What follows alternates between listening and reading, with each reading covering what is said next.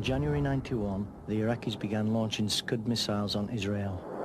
If Israel had retaliated, it would have been politically impossible for the coalition Arab forces to remain in the war. The Western alliance against Iraq would have disintegrated.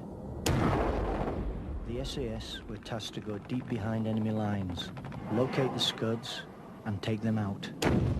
Failure might have given victory to Saddam Hussein. They would cross the border in strength, fully armed, fully tooled up, maximum ammunition. They would then search until they located a mobile Scud position. They would drive in, guns blazing, destroy it, drive off into the night.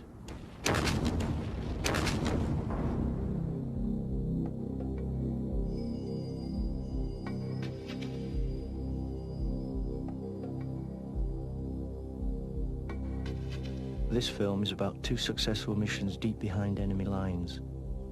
Young Trooper Matt's story. The first mission is about the first shot fired in anger on the ground in the Gulf War. The first kill. White-eyed, up close. Initially, they talked about us doing some form of hostage release because of all the hostages that had been taken in Kuwait and then moved up towards Baghdad. And then taskings changed throughout as the theatre actually built up. They started looking at us going into Western Iraq, deep behind enemy lines, and doing some form of search and destroy. Basically as a disruption force to draw the attention away from Kuwait.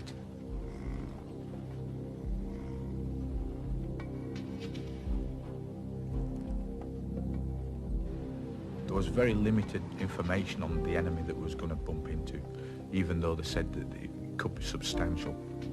We just went out there basically and just see who we'd come across. We knew that we were better than anybody that we were going to come across. So I think that's where our professionalism then clicked in. It was a mixture of terrains.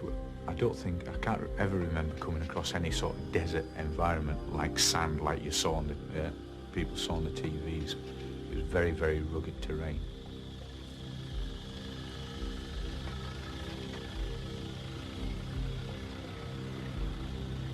We'd been driving all night at that stage. We'd been across the border in the region of about 4 to 5 days.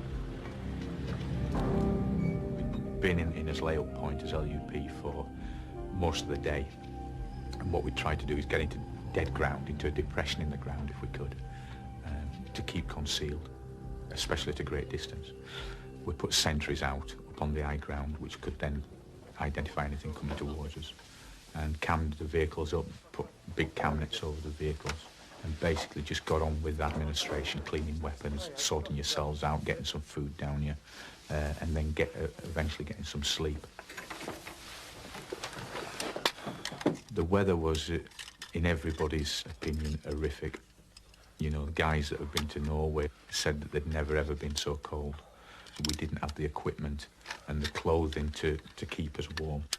I started to have a lot of cold injuries to my fingers because the gloves that we had weren't good enough. They were only very thin leather gloves, and your hands became very, very hard and very cold. As the time progressed, the skin around my fingernails started to crack on all my fingers and both thumbs, which caused a lot of pain, especially as it got colder in the night. So what we were having to do was wrap socks round, cut holes in socks and put socks over his hands.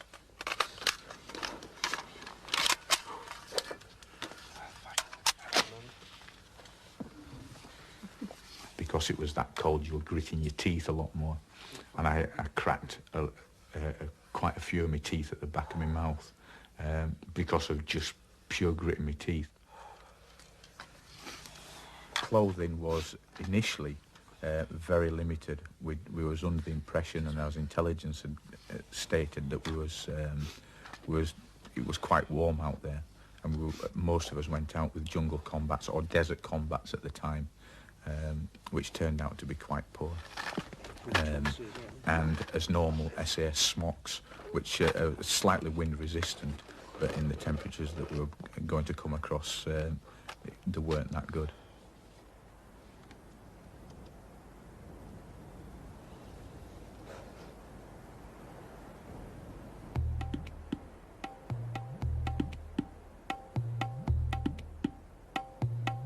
At about 3 o'clock that afternoon, one of the sentries that was on high ground pointed across to down the wadi.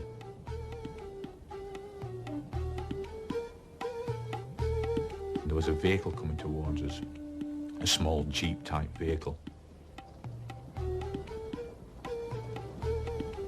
And all of a sudden it just drove straight towards us, and we didn't know what the hell it was. We obviously knew it was Iraqi.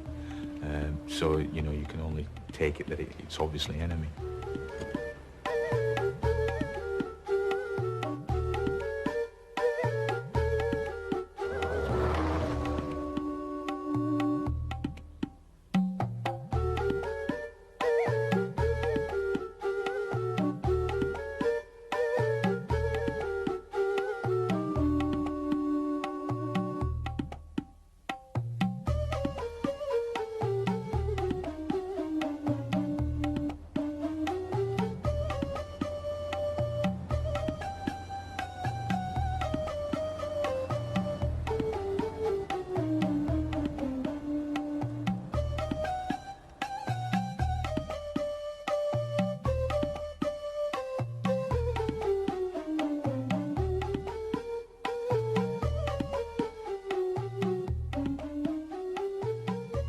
Because of the immediate shock that, Jesus, there's a vehicle coming towards us,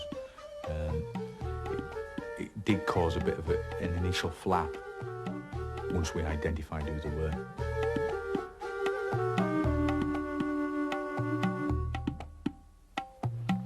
Some fuckers coming! Come on.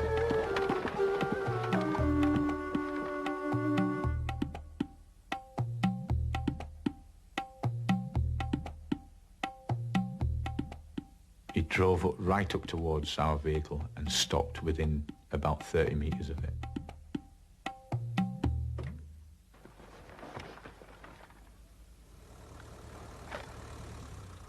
The driver got out, the commander got out, and 2 guys stayed in the back. And we was all under the cam net, getting ready to let these guys have it. And as he came towards us, I thought, Jesus, I'm going to kill this bloke. And, you know, the first kill.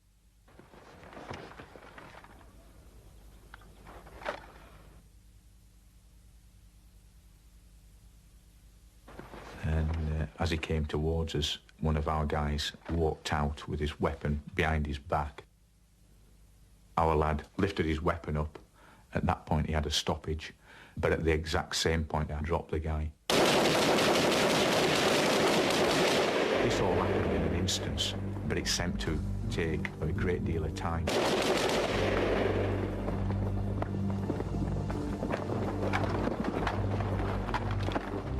Keep him down! Bastard's been hit! Shmag him now! Shmag him! At the same time, and I'm talking literally over seconds, I got up with another guy and started moving towards the vehicle. As we got there, one lad was pulling the body out of the back, and there was a jet of blood just spurted out, which stuck him in mind, you know, because that's the graphic detail of it.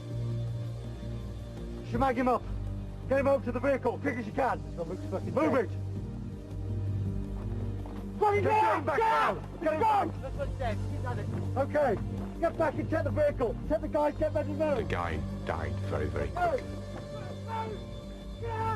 The other Iraqi was massively traumatised. He was in great shock because all of a sudden he was on a normal reconnaissance for the area, and next thing he knows, everybody that's with him has been killed.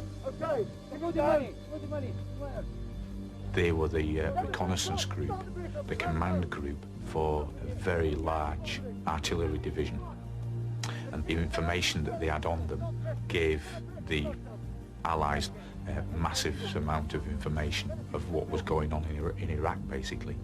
We was told afterwards, when we eventually got back across the border, there was somewhere in the region of 30,000 troops coming into our immediate area where we was. And at that point, we was actually surrounded by them already.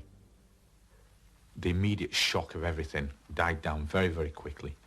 We realised we'd got 3 bodies, we'd got a prisoner of war, we'd got a vehicle, deniable operation. What the hell do we do with it? Initially we was going to bury the bodies there and then, but it would have been ludicrous because their forces would have come to that location anyway and seen them, because we could only dig very shallow graves.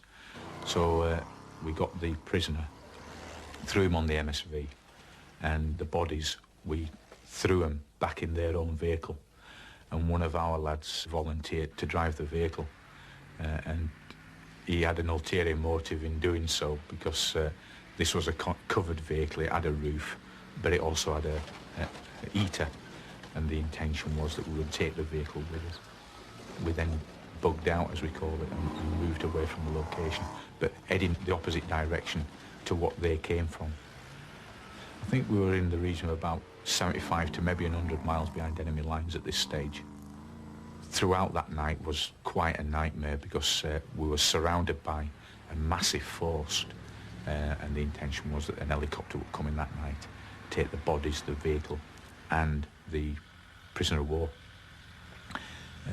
At that stage, when we stopped and the guy got out of the vehicle that had been driving the bodies around all night, he smelt quite badly, because obviously these bodies were starting to decompose in the back of the vehicle, but he was totally unaware of that, because he'd been nice and warm all night in his little vehicle, which was slightly amusing, and it, you know, even though it was horrific what had happened, but it brought a few smiles on people's faces that he was nice and warm, but he stunk to high heaven.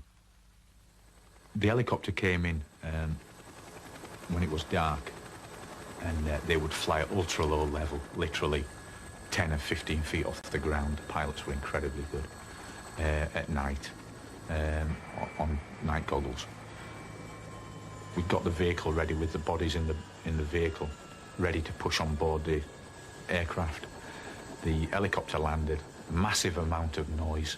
Anyway, the RAF loadmaster decided that that vehicle wasn't going anywhere near the helicopter. So we was immediately in a predicament. What the hell do we do with it? The prisoner went on the aircraft, bit of commotion, and the aircraft took off. We're still stuck with an Iraqi vehicle with 3 dead bodies in it. What do we do? Our fears were definitely the fact that if we keep taking these around with us and we do get captured, they're going to look at it and say, well, these people, these European soldiers have got 3 of our men dead in a vehicle, and they would probably kill us. So we had to dispose of the bodies. There was a gully, and we just dug it out even more in the space of about half hour, and we literally just threw the vehicle into the pit, obviously with the bodies inside, and shoved 2 anti-tank mines that we had that we carried around with us, which are massive, big mines. Shoved them under the vehicle, poured the rest of the kerosene and the diesel fuel that we weren't using around the vehicle, shoved a big can of petrol inside the vehicle with the bodies, and put a timer on the devices, on the mines, set the timer to go off. I think it was around about 5 o'clock the following morning, or that morning I should say, and which would give us, 5 or 6 hours to get away, as far away from it as possible. And that's exactly what happened. So lo and behold, we drove all night to find another location, and literally at about 5 o'clock that morning, we didn't hear it, but we could see a flash on the horizon as this thing had gone up and hopefully incinerated and disposed of the evidence and the bodies that were there. And the flash died down as it was just starting to come daylight. That was that.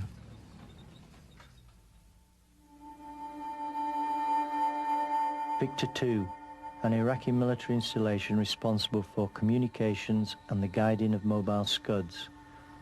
Heavily defended. A classic hit-and-run night raid that echoes the SAS days of World War II.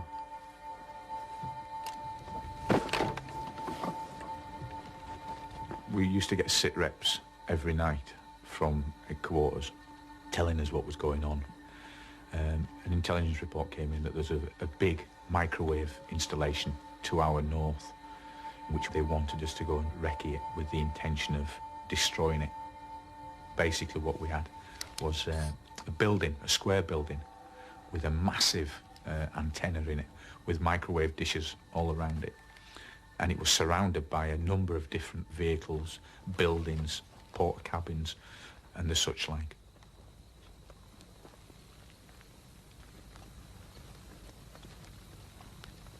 We was tasked basically to go into the installation with a big bag of explosives, which would be on a safety fuse, which would give us in the region of about a minute and a half to get back out. The theory was that we might be fighting our way in and out because we didn't know how many troops would be in there. But that's how we was going to work it. Peace through superior firepower, that's how we was going to do it.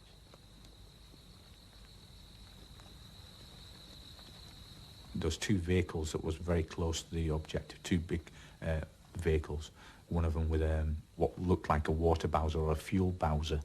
I was tasked to go and ID that one and just watch that. Everything was very, very quiet. You know, you could literally hear a pin drop.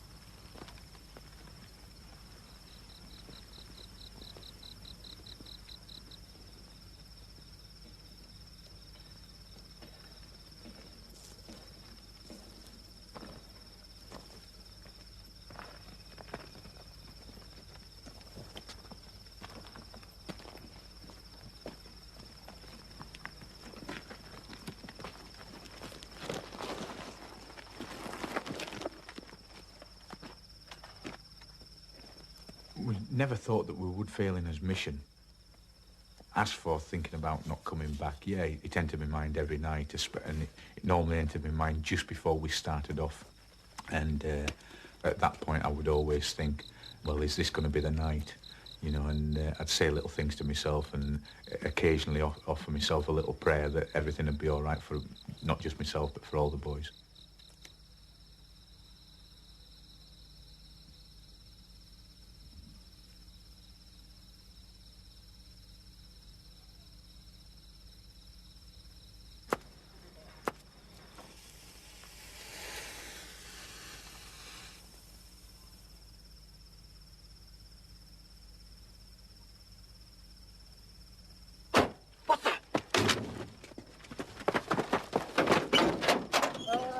Shut the fuck up!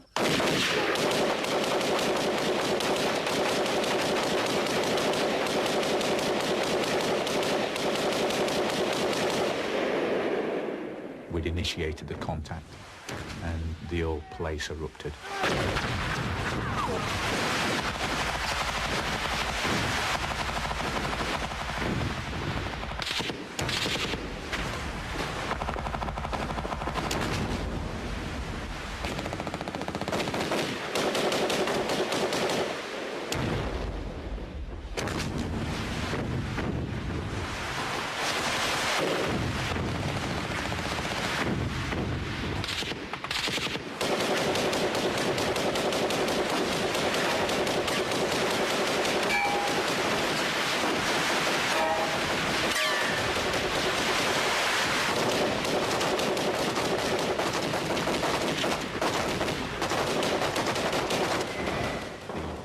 coming away from the installation.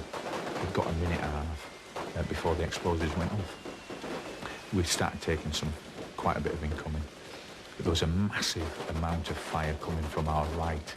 Tracer rounds were then starting to come very close, and it's a very weird feeling when you've got these, what I call red hornets, flying at you, and they're hitting the ground all around you and bursting all over the place.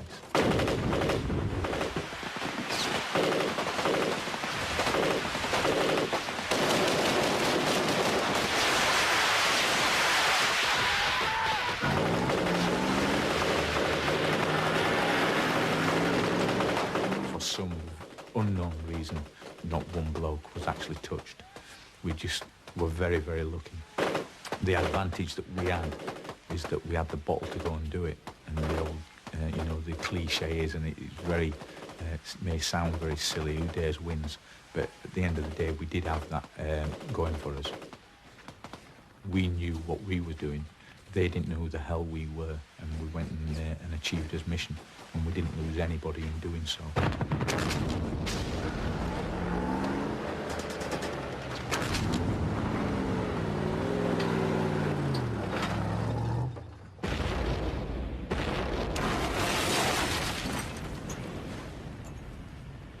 When we got back across the border a few weeks later, a few of us approached the intelligence guys basically to start doing some finger poking and find out what had actually gone on.